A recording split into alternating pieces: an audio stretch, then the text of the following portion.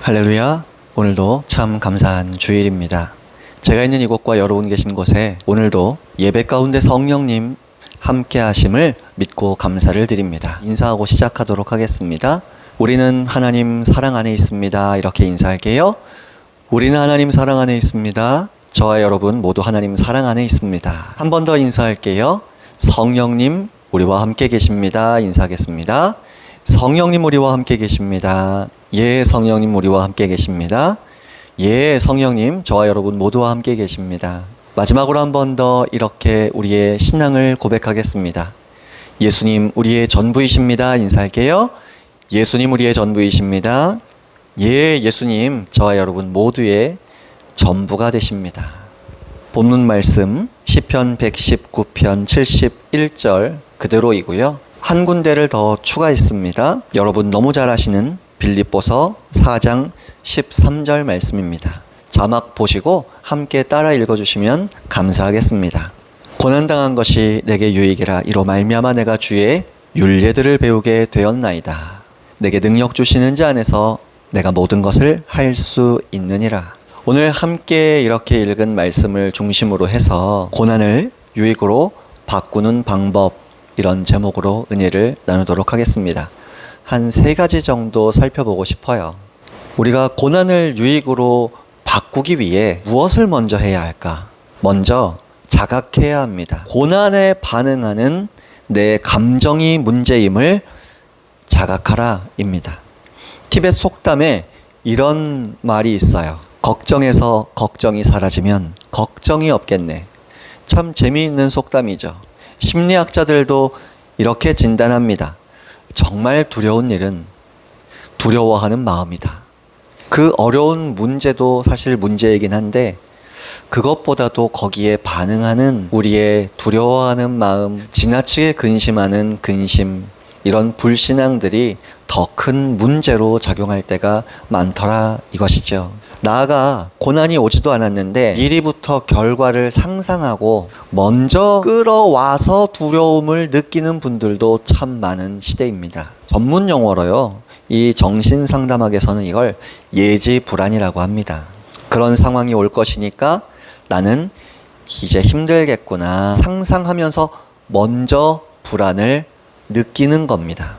공황장애나 우울감이나 우울증이 있는 분들을 종종 상담하는데요. 예지불안의 증상을 하나 이야기하시는데 1호선을 타고 가시다 보면 2호선 환승하는 곳이 있습니다. 환승 정거장이기 때문에 사람들이 막 밀려 들어온대요. 거기 사람이 그렇게 많대요. 근처에 가기도 전에 미리부터 마음이 답답해지고 상상이 된대요. 아, 곧 사람이 많이 타겠구나. 그것으로 마음이 불안해지고 그 전철역에 다다르지도 않았는데 벌써부터 공황장애 발작 증세가 나타나기도 한다라고 이야기를 하시더라고요. 친한 목사님들이 많습니다. 그중에 제 또래에 이제 친한 목사님께서 종종 방문해 주시는데요. 올해 초의 일이었어요. 새로운 사역을 시작한 지 얼마 안 되셨는데 그곳에서 갑자기 숨이 안 쉬어지기 시작해서 여러 가지 검사를 해보니 결과적으로는 병명이 심부전증이었어요. 이 목사님은 저와 키가 비슷한데요. 몸무게는 95kg 이상 나가셨어요. 모르는 사람들은 살이 많이 쪘다 이렇게 보지만 병원에 진단을 받아보니까 살이 찐 게 아니라 몸이 부은 거였어요. 의사가 그랬습니다. 심장 기능이 지금 당신은 절반도 남지 않았다. 언제 죽어도 이상하지 않는 상태다. 그걸 치료하기 위해 이뇨제를 쓰고 몸속에 독소로 작용하고 있는 수분들을 빼내기 시작하셨습니다. 몇 달 뒤에 제 몸무게와 비슷한 상태로 만들어 오셨더라고요. 운동을 하거나 식단을 조절한 게 아니었어요. 그 물 빼내는 이뇨제 먹고 그 치료를 받으니까 그냥 그렇게 수분이 제거가 되면서 사람이 홀쭉해졌어요. 지금은 70kg대로 접어들어서 요즘에 이 목사님 뵈면 너무 날씬하세요. 근데 그때 당시에 병원에서는 의사가 언제 죽어도 이상하지 않다고 했고 다른 사람들은 그런 소리를 들으면 불안감에 이렇게 두려움에 사로잡히는데 이 목사님 그러시더라고요. 목사님, 이상하게 마음이 편해요. 그리고 기적의 간증이 되게 하실 것이 믿어지고요. 바라봐져요. 어떻게 보면 미쳤다고도 할 수 있죠. 의사는 곧 죽어도 이상하지 않는다고 하는데요. 근데 이분이 하나님 앞에 머물고 하나님의 뜻을 구하고 하나님의 그 사랑을 깊이 경험하시면서 그런 믿음이 생겼다고 하시더라고요. 그리고 그때도 여전히 힘드신 상태였으나 마음과 얼굴은 은혜로 환하게 빛이 나고 계시더라고요. 여러분도 한번 생각해 보세요. 죽음을 앞두면 여러분 삶에 지금 재정의 문제, 학업의 문제, 직장의 문제, 자녀의 문제, 배우자의 문제, 가족들의 문제, 온갖 문제들이 과연 크게 고통으로 느껴지겠습니까? 아닐 겁니다. 이렇게 한번 상상해 보시겠어요? 오늘 이 예배 마치고 저녁 식사 후에 10시쯤 하나님이 나를 데려가신다. 오늘 밤 10시에 나 죽는다 한번 생각해 보세요. 그러면 지금 여러분이 고민하고 고통을 느끼고 있는 그 문제는 과연 문제나 고통으로 느껴질 수 있을까요? 오늘 10시에 죽을 건데요. 오늘 10시에 천국에 갈 건데요. 나를 힘들게 한 사람도 문제가 안 되고요. 돈 문제, 직장 문제, 배우자 문제도 아무런 고통으로 다가오질 않아요. 그게 뭐가 문제예요? 이제 죽게 생겼는데요. 모든 것이 죽음 앞에서는 공평하게 사라져요. 그러므로 우리가 좀 더 믿음을 가지고 이런 관점을 가졌으면 좋겠다는 겁니다. 두려워하는 이 감정이 진짜 문제구나. 이걸 은혜 안에서 어떻게 해결할 수 있을까를 고민하시고 솔로몬처럼 이 또한 지나가리라는 여유를 가지시길 부탁을 드립니다. 그리고 다윗이 시편 말씀 곳곳에 보시면 자신의 감정과 생각을 향해, 상태를 향해 선포하는 모습들이 많이 나와요. 그래서 그 믿음의 고백으로 자기의 감정을 변화시키거든요. 그것이 중요한 걸 다윗은 고난을 통해 배웠던 것이죠. 저와 여러분이 그런 걸 인식하고 자각하시고 배울 수 있으셨으면 좋겠습니다.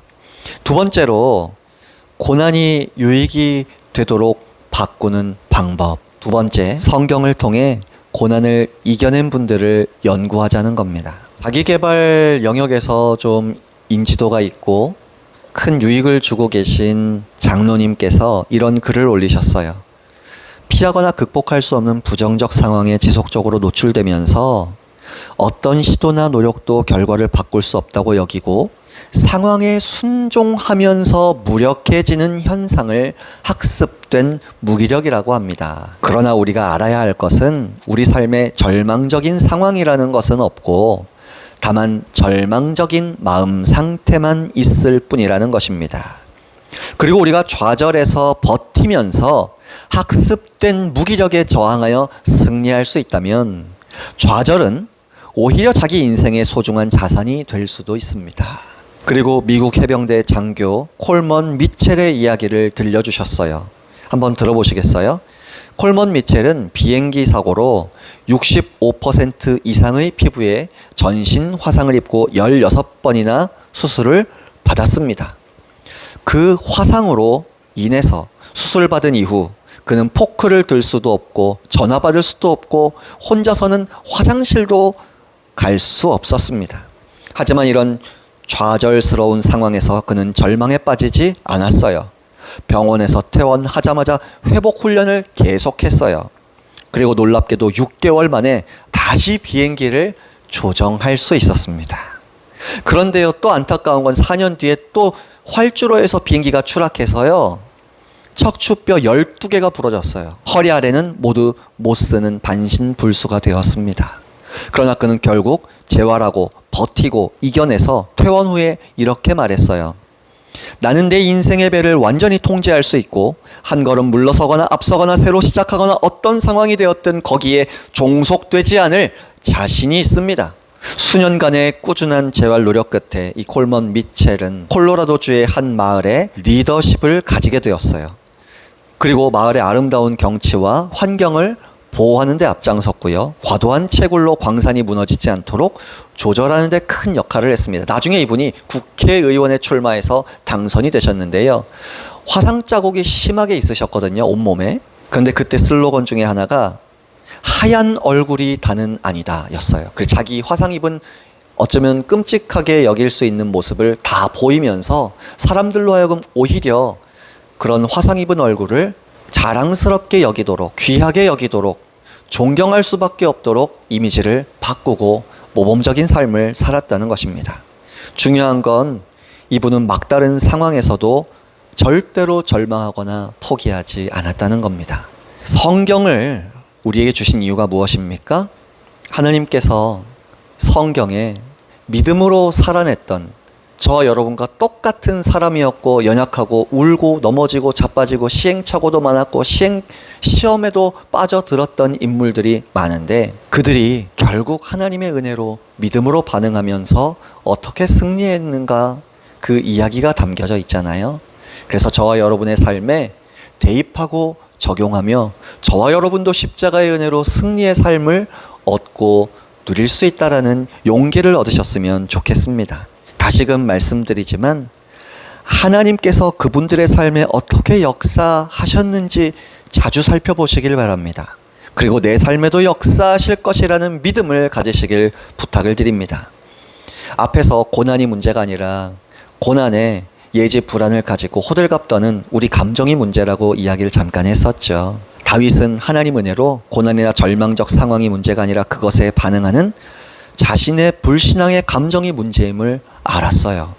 그래서 시편 곳곳에 절망적인 상황보다 자신의 감정을 향해 반복해서 선포합니다. 찬양하라 내 영혼아, 내 속에 있는 것들아 다 찬양하라. 너는 내 속에서 어찌하여 불안해하느냐?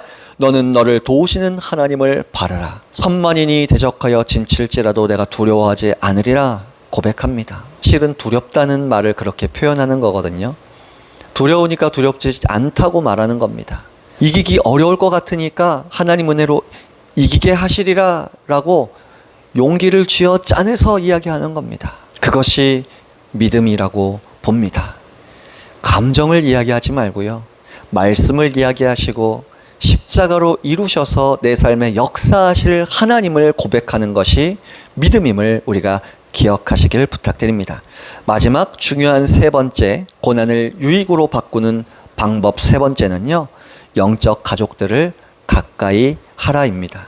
고난과 고통의 시기에 마귀는 우리가 고립되길 원해요.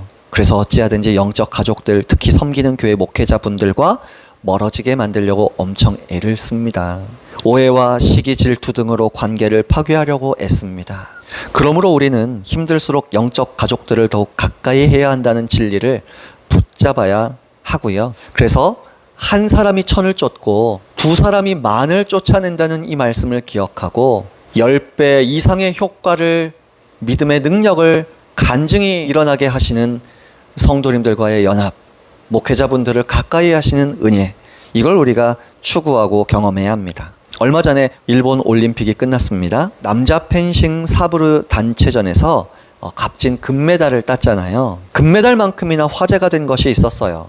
동료에게 용기를 주는 한마디가 뉴스로 이렇게 나오는데 너무나 마음이 뜨거워지고 은혜가 되더라고요. 결승전에서요, 우리 팀이 사실은 큰 점수차로 앞서고 있었거든요. 단체전이니까 돌아가면서 계속 시합을 하는 거예요. 큰 점수차로 앞서고 있을 때 오상욱 선수가 출전했습니다. 추격하려는 이탈리아 선수의 거센 반격에 5점을 연속으로 내주고 한 점도 얻질 못했어요. 오상욱 선수가 기가 살짝 꺾인 것 같은 느낌으로 이렇게 서 있었거든요.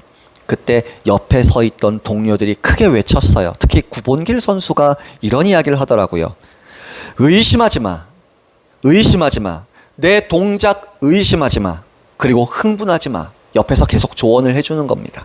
그 말에 힘을 얻은 오상욱 선수가요, 눈빛이 달라지고 태도와 표정이 달라지더니 연속 득점으로 45대 26으로 점수를 크게 벌려나가며 결국 금메달을 확정지었어요.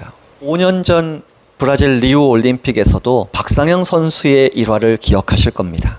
당시에 상대편 선수가 4점 이상 앞서고 있었고 한두 점만 상대팀이 더 내면 지는 거였어요. 그때 잠깐 휴식 시간을 가지고 라인 끝에서 앉아서 생각을 해요. 그리고 뭐라고 중얼거립니다. 할 수 있다. 할 수 있다. 근데 그게 카메라에 잡혔어요. 근데 이 할 수 있다라는 소리를 자기가 생각해낸 소리가 아니었더라고요. 관중석에서 우리나라 교포 중에 한 분이었나 봐요. 할 수 있다. 할 수 있어요. 박상현 선수 할 수 있다. 이렇게 막 외쳐줬거든요. 그걸 듣고 따라했던 거예요. 그래, 할 수 있다. 할 수 있어. 할 수 있다. 할 수 있어. 그리고 휴식 시간이 끝나고 일어났습니다. 담대하게 앞으로 뛰쳐나가 가지고 단숨에 팍팍팍팍팍 5점을 내고 역전승을 거둬서 금메달을 따버리지 않았습니까? 여러분, 사람의 격려의 말에도 이렇게 힘을 얻고 자신감을 되찾아요. 하물며 우리 위에 생명을 내어주신 예수님께서 보혜사 성령님을 통해 저와 여러분 안에서 나의 자녀들아 오늘 말씀처럼 예수 그리스도 안에서 너는 할 수 있느니라 말씀하신다는 것이죠. 물론 이것이 기복신앙을 말씀하시는 게 아닙니다. 고난이 오든 문제가 있든 평안하든 우리가 하나님 자녀답게 믿음으로 반응할 수 있다는 승리의 말씀인 겁니다. 보혜사 성령님을 통해 끊임없이 하나님의 말씀을 생각나게 하시면서 우리에게 그분의 음성을 들려주시잖아요. 그 음성 때문에 우리는 어떤 고난이 와도 이겨낼 수가 있는 겁니다. 사람의 말에도 그렇게 힘을 얻는데 하나님께서 내 편이시고 하나님께서 하나님의 말씀으로 하나님 음성으로 세미한 감동들로 다양한 은혜들로 다가와 주시는데 우리는 얼마나 더 이길 수 있지 않겠습니까? 이사야 43장 1절에 말씀하십니다. 야곱아 너를 창조하신 여호와께서 지금 말씀하시느니라. 이스라엘아 너를 지으신 이가 말씀하시느니라. 너는 두려워하지 말라. 내가 너를 구속하였고 내가 너를 지명하여 불렀나니 너는 내 것이라. 스바냐 3장 17절에 말씀하십니다. 너희 하나님 여호와가 너희 가운데 계시니 그는 구원을 베푸실 전능자이시라. 그가 너로 말미암아 기쁨을 이기지 못하시며 너를 잠잠히 사랑하시며 너로 말미암아 즐거이 부르며 기뻐하시리라 하리라. 성경에 이와 같은 말씀들이 얼마나 많습니까? 또 신학자들이 말씀을 연구해보고 체크를 해보니까 두려워 말라는 말씀이 365번이 나온다고 합니다. 1년이 365일이잖아요. 하루하루 날마다 두려워 말라는 말씀을 저와 여러분에게 하고 싶으신 것은 아닐까요? 믿음으로 이길 수 있다는 말씀을 음성을 들려주시고 계신 것 아니겠습니까? 특별히 하나님께서는 사람을 통해 말씀하시고 사람을 통해 역사하실 때가 아주 많으신데 저와 여러분, 영적인 가족분들, 우리가 섬기는 교회의 영적인 리더십, 목사님들, 전도사님들을 통해 하나님은 음성 들려주시기를 기뻐하십니다. 그래서 우리가 힘들수록 고립되지 말고 음성을 들려주시기를 기뻐하시는 하나님께서 우리 목사님들, 전도사님들, 우리 성도님들, 우리 영적 가족분들을 통해 우리 안에 계신 성령님과 더불어 크고 작은 세미한 감동과 음성들로 격려의 말씀을 해주셔서 우리가 믿음으로 일어나 무엇이든지 우린 예수님 안에서 할 수 있다는 용기를 불어넣어 주신다라는 믿음을 우리가 가지시기를 축복합니다. 코로나19로 고난당한 것 같은 이 시기에 자존감이 자꾸 떨어질 수밖에 없는 이 어려운 시국에 고난을 유익으로 바꾸는 방법 3가지 기억해 주시고요. 감정을 말하기보다 믿음을 말하고 말씀을 말하시는 저와 여러분이 되시길 부탁드립니다. 특별히 성경 말씀을 찾아보시면서 고난당한 믿음의 선배님들이 어떻게 믿음으로 이겨냈는가를 살펴보시고 나아가 우리 주변의 믿음의 가족들, 영적 가족들, 그리스도인들 가운데 고난을 믿음으로 어떻게 이겨냈는가를 잘 살펴보시고 내 삶에도 동일하게 역사하신다라는 믿음을 재발견하시길 부탁드립니다.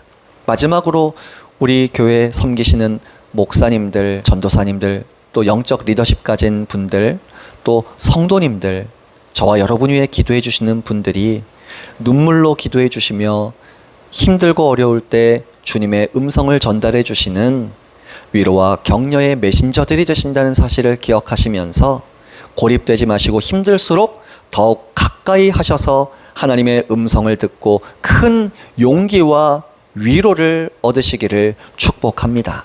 오늘 말씀을 생각하시면서 하나님, 제 삶에 누구에게나 다가오는 고난과 어려움이 있지만은 이 고난당한 것 같은 이 시대를 또 통과하면서도 우리가 고난당한 것이 유익이라 예수님 안에서 내가 모든 것을 할 수 있느니라는 간증을 할 수 있게 하여 주시옵소서. 믿음으로 사는 우리 인생이 되게 하여 주시옵소서.